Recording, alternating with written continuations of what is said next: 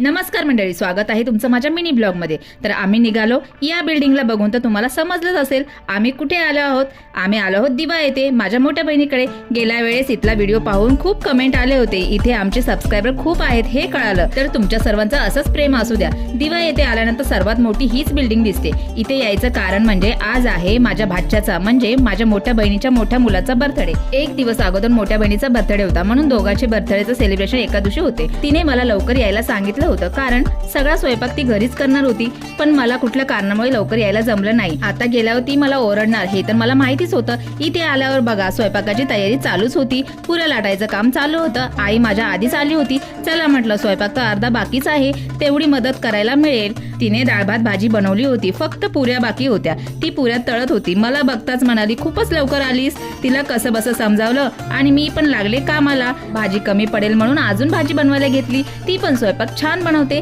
सगळा स्वयंपाक पटापट आवरला, पाहुणे यायला सुरुवात झाली होती आणि उशीरही होत होता। मग सगळेजण तयार झाले। आरूला बघा तिची दीदी कशी तयार करते। आरूसाठी तिने ड्रेस आणला होता कारण आरूचा बर्थडेला ती येऊ शकली नव्हती। आरू बघा या ड्रेस मध्ये किती छान दिसते, दोघीही सारख्या दिसतायत। सगळ्यांची तयारी झाल्यानंतर सगळे पाहुणेही आले होते।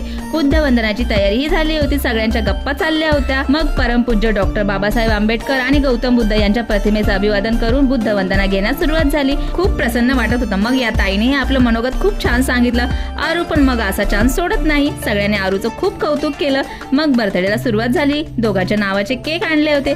सगळ्यांनी हॅपी बर्थडे टू यू केला, एकमेकांना केक भरवण्यास सुरुवात केली। कसं आहे माहितीये का, कारण कुठलंही असू द्या पण सगळेजण आल्यावर किती छान वाटतं। केक भरून झाल्यानंतर सगळ्यांना केक दिला, सगळ्यांच्या मस्त गप्पा चालल्या होत्या आणि खूप उशीर होत होता, म्हणून केक खाल्ल्यानंतर लगेच जेवणाला सुरुवात झाली। सगळेजण जेवायला बसले। मला असं जेवण वाढायला खूप आवडतं, जेवणाची खूप तारीफ करत होते सगळेजण, जेवण खूपच छान झालं म्हणून।